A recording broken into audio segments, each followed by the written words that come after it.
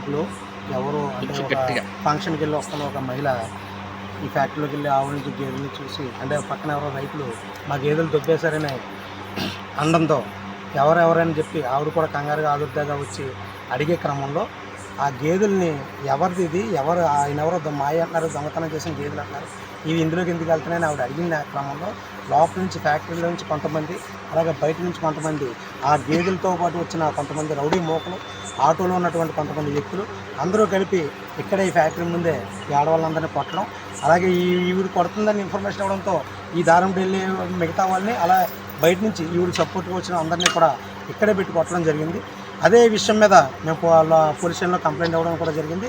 112 ద్వారా పైకి ఇన్ఫర్మేషన్ ఇవ్వడం, అలాగే ఇక్కడ ఎస్ఐ గారికి కూడా ఫోన్ చేయడం కూడా జరిగింది.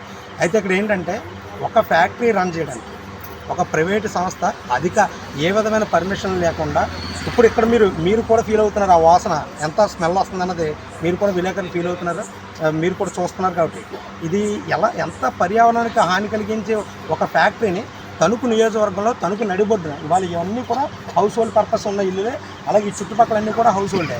ఇంత డొమెస్టిక్లో ఉన్న ఈ ప్రాంతంలో ఒక గేదెలు లేదా ఆవుల్ని కోసేసే విధంగా ఒక ఫ్యాక్టరీని పెట్టి అవి కూడా కొన్ని వందల ఆవులు కోసుకుంటూ పోతే ఆ స్మెల్కి అంటే పర్యావరణం మొత్తం ఆక్సిజన్ తీసే ప్రతి వ్యక్తి కూడా ఇబ్బంది పడే పరిస్థితుల్లో ఈ ఫ్యాక్టరీ రన్ అవడం మీద మేమందరం పర్యావరణవేత్తలుగా మేము మాట్లాడుతున్నప్పటికీ కూడా ఇవాళ జరిగిన సంఘటన ఏదైతే ఉందో అంటే గేదెల్ని ఆటలో ఈ లోపలికి వెళ్తుండగా ఆపడం, అలాగే ఆ గేదెల దగ్గర ఏ విధమైన పర్మిషన్లు కూడా లేకపోవడం, ఏ విధమైన పేపర్లు కూడా లేకపోవడం, ఇవన్నీ మేము పోలీసుల దృష్టికి తీసుకొచ్చినప్పటికీ కూడా వాటిని అంటే ఏదైతే ఏ వ్యాన్లో ఏ గేదెలు వచ్చాయో అన్నవి కూడా రాసుకోకుండా, ఏ గేదెలు ఎక్కడి నుంచి వచ్చినాయి అన్నది కూడా వివరాలు తెలుసుకోకుండా ఆ గేదెల్ని డైరెక్ట్గా ఎక్కడికో గోశాలను అక్కడికో పంపిస్తాం జరుగుతుంది. అంటే ఇది మసిపూసి మారేడికాయ చేసే విధంగా పోలీసులు కూడా తమ చర్య చేస్తున్నట్టుగా నేను భావిస్తున్నాను. ఎందుకంటే ముందు ఏదైతే వెహికల్లో ఏదైతే ఈ అక్రమ రవాణాకు గురవుతున్నాయని చెప్తున్నామో పాడి ఆవులు ఏదైతే అవి పాడి ఆవులు అవునా కాదన్నది ముందు పోలీస్ స్టేషన్ దగ్గరికి తీసుకొచ్చి నిర్ధారించి దానికి సంబంధించి అది కాదు ఇది ఒట్టిపోయిన పోలీసులు మాకు తెలియజెప్తే అది ఓకే అని మేము కూడా నమ్ముతాం. అంతేగాని అది పాడి ఆవులను రైతులే క్లెయిమ్ చేసుకుంటూ ఉంటే అది పాడి ఆవులను ఇక్కడ ఉన్న వాళ్ళు అందరం క్లెయిమ్ చేస్తుంటే అది కాదని నిరూపించాల్సిన పోలీసులు కూడా అది పక్కన పెట్టేసి ఆ గేదెల్ని గోసావులకు తీసుకెళ్తాను బలవంతంగా ఇక్కడ ఉన్న ప్రజలను కొట్టుకుంటూ ఆటోలో తీసుకెళ్ళడం అనేది ఎంతవరకు ధర్మం నేను అడుగుతున్నాను. అలాగే ఆ గేదెలను తీసుకొచ్చి అక్కడ పెట్టనంటే నీ ఇంటికి పట్టుకెళ్తావా, నీ ఇంట్లో దాచుకుంటావని పోలీసులు మమ్మల్ని ఎదురు ప్రశ్నించడం అంటే నేను ఇక్కడ మిమ్మల్ని అందరినీ అడుగుతాను. ఇప్పుడు ఏదైతే క్రైమ్ జరిగిందో ఒక అఫెన్స్ జరిగిందో ఆ అఫెన్స్కి సంబంధించి ఆ సాక్ష్యాధారాలను పోలీసులే రూపుమాపేస్తుంటే ఇంక ఎలా ఈ క్రైమ్ నిలబెడతారని నేను అడుగుతాను. ఇక్కడ జరిగిన దారుణాన్ని బయటికి వెళ్ళిపుచ్చుతుంటే అంటే 20 మంది 30 మంది రౌడీ మోకలు వచ్చి ఇవాళ ఇక్కడ ఉన్న ప్రజలను ఆడవాళ్ళు కొట్టేస్తే రేపు రాబోయే రోజుల్లో చంపేస్తారు కూడా ఈ ఫ్యాక్టరీ వాళ్ళు. అంటే వాళ్ళ ఫ్యాక్టరీ రన్ చేయడం కోసం ఇక్కడ 10 మంది చావాలా, లేకపోతే ఇక్కడ ఎవరైతే ఆడవాళ్ళు మేము ఇక్కడ బతకలేకపోతున్నాం, మీ బ్లడ్ అంతా మా వైపు వచ్చేస్తుంది, మీరు గేదెల కోసం ఆవుల కోసం మా అండర్ గ్రౌండ్ వాటర్లోకి మేము కలుషితం అవుతుంది, మా ట్యాప్ వాటర్లోకి అవి కలుస్తున్నాయి, ఆ ట్యాప్ వాటర్ల ద్వారా మేము తాగాల్సి వస్తుంది, మా ఆరోగ్యం మా పిల్లల ఆరోగ్యం పోతుందని ఎవరైతే చెప్తున్నారో వాళ్ళని మీరు కొడతా ఉంటే వాళ్ళకి సపోర్ట్గా వాళ్ళ సాక్ష్యాధారాలని రూపమాపే విధంగా ఇక్కడ పోలీసు వ్యవస్థ పనిచేస్తూ ఉంటే ఇది ఎంతవరకు ధర్మం నేను అడుగుతున్నాను.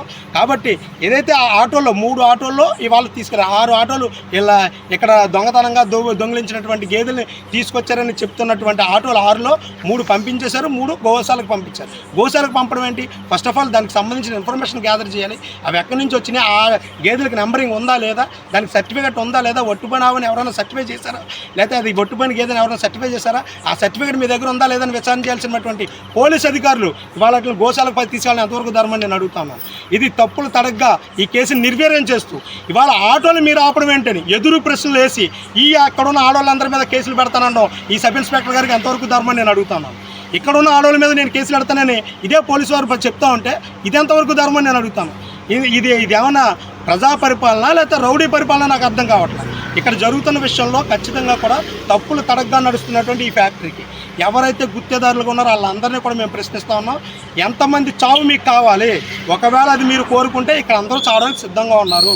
మీరు అదే నిర్ణయించుకుంటే 10 మందిని చంపైన ఈ ఫ్యాక్టరీ రన్ చేస్తానని ఆ ఫ్యాక్టరీకి ఒత్తసుగా పలికి నాయకులు ఎవరైతే ఉన్నారో వాళ్ళందరికీ చెప్తున్నాం, మేము కూడా చావడానికి సిద్ధంగా ఉన్నాం, ఎంతకైనా కూడా తెగించడానికి కూడా సిద్ధంగా ఉన్నాం. ఈ ఫ్యాక్టరీ ఇంతమందిని కొట్టుకుని ఇంతమందిని చంపుకుని వెళ్ళే పరిస్థితుల్లోకి ఒక రౌడీజానికి కూడా ఇవాళ తెరదీసింది ఫ్యాక్టరీ. ఈ ఫ్యాక్టరీకి ఎవరు సపోర్ట్ ఇస్తారో కూడా వాళ్ళందరూ బయటకు రావాల్సిన పరిస్థితి ఉంది. ఈ ఫ్యాక్టరీకి ఏ విధంగా గేదెలు వస్తున్నాయి, ఏ విధంగా ఆవులు వస్తున్నాయి, ఆవులను మాయం చేసే పరిస్థితి ఎందుకు జరుగుతుందో కూడా ప్రజలకు చెప్పాల్సిన పరిస్థితి. ఇవన్నిటి మీద కూడా కోర్టులో మేము పోరాటం చేస్తాం, అలాగే ప్రజా పోరాటం కూడా చేస్తాం. ఖచ్చితంగా ఇది ఇక్కడ ఫ్యాక్టరీతో అవుతుంది. అంటే ఎన్నాళ్ళు మీరు చూశారు, ఫ్యాక్టరీ దగ్గరకు వస్తున్నారు, చూస్తున్నారు, ఏడుస్తున్నారు, వెళ్ళిపోతున్నారు. ఈసారి అది జరగదు. తణుకు నడిబొడ్డులో మేము పోరాటం చేస్తాం. తణుకు టౌన్లో ప్రతి ఒక్కరికి తెలియజెప్తాం. అలాగే ఇక్కడున్న రైతుల్ని, ఇక్కడున్న అందరినీ కూడా కలుపుకుని ఖచ్చితంగా దీన్ని ప్రజా వేదిక, ప్రజా పోరాటంగా తీసుకెళ్తాం. ఇందులో ఇవాళ కొట్టారు మీరు. ఇవాళ మీ అందరికీ చెప్తున్నా, మా కార్యగా ఎవరైతే ఇక్కడ మంచి కోసం నిలబడ్డ వ్యక్తులు మీరు కొట్టారు. రౌడీజంగా చేస్తే వాళ్ళు చంపే విధంగా, చంపేయాలనే ఉద్దేశంతో దౌర్జన్యం చేసి కొట్టారు. కాబట్టి మిమ్మల్ని అస్సలు క్షమించే పరిస్థితే లేదు. ఈ పోరాటంలో ఖచ్చితంగా ఎదుర్కెళ్తుంది. దానికి అనుకూలంగా సాక్ష్యాధారాలు మాయం చేసే పరిస్థితుల్లో మీరుంటే కనుక నేను కొంచెం ఖచ్చితంగా దీన్ని డీజీపీ వరకు కూడా మేము తీసుకెళ్తాం. పోలీసు వ్యవస్థను అంతా మేము ప్రశ్నిస్తాం. పోలీసు వ్యవస్థ మొత్తం దీనికి బాధ్యత వహించాలని కూడా తెలియజేసుకుంటూ సెలవు తీసుకున్నాం. అంటే లేహం బ్యాటరీకి పోలీసులు కొమ్ము కాస్తున్నారు అంటారా మీరు? ఇవాళ జరిగిన పరిస్థితులను బట్టి నేను చెప్తున్నాను. మిమ్మల్ని దెబ్బడతారు, ఆటో వాళ్ళు మళ్ళీ పోలీసులే మా మీదకు ఒలిసిపోయి పాల్చేత కొట్టిస్తుంటే ఏంటి దౌర్జన్యం? అసలు గేదెలు హాస్పిటల్ పోలీసులు తీసుకొచ్చి అది లేదంటారా? ఇప్పుడు నాకు ఒక క్వశ్చన్ చెప్పండి. ఇప్పుడు గేదెలు నా లాపేరు, సపోజ్ అనుకుందాం, లోపల దొంగతనం గేదె అని చెప్పారు. ఎవరో రైతు వచ్చి మా గేదెలు దొప్పారన్నారు. ఆ గేదె అదే కదా నిర్ధారించాల్సిన బాధ్యత పోలీసులకు ఉందా లేదా? అప్పుడు ఆ గేదె ఎక్కడ ఉండాలి? కోడిపుంజుల మీద మీరు కేసులు కడతారు. కోడిపుంజులు ఎక్కడ వెళ్తున్నారు? కోడిపుంజులు పెంపకందారుల దగ్గర నడతారా ఏంటి? గేదెలు నేను ఎక్కడికో తరలించేస్తానంటారేంటి? అంటే మీరు అలాగే కుమ్మక్క అయిపోతున్నారా? లేదు, ఇక్కడ అదిగోండి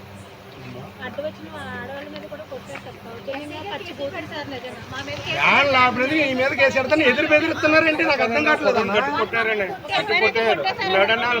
లాక్కెళ్తే వాళ్ళు పోల్టైన్ కలిసి వీళ్ళు ఇంటికి వెళ్ళిపోయారండి.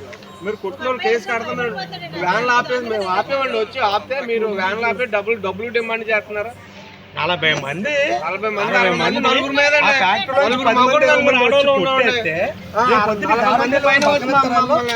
సంగీతం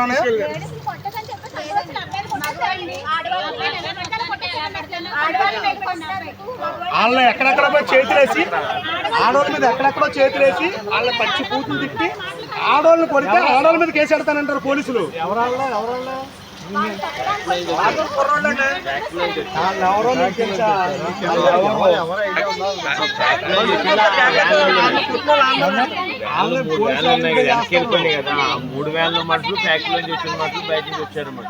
లోపల నుంచి కొంతమంది, బయట నుంచి కొంతమంది కలిసి కొట్టేస్తుంటే రేపు పొద్దున ఇక్కడ ఎవరైనా అడిగితే చంపేస్తారు కదా.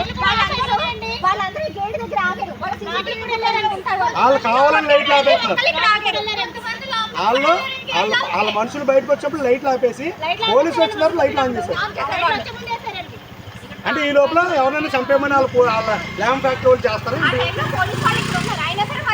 మీరు పైగా ఎవరు అడిగితే మీద కేసు పెడతాను పోలీసులు బెదిరించడం ఏంటండి? ఎవిడెన్స్ మీరే గెంటేస్తారా?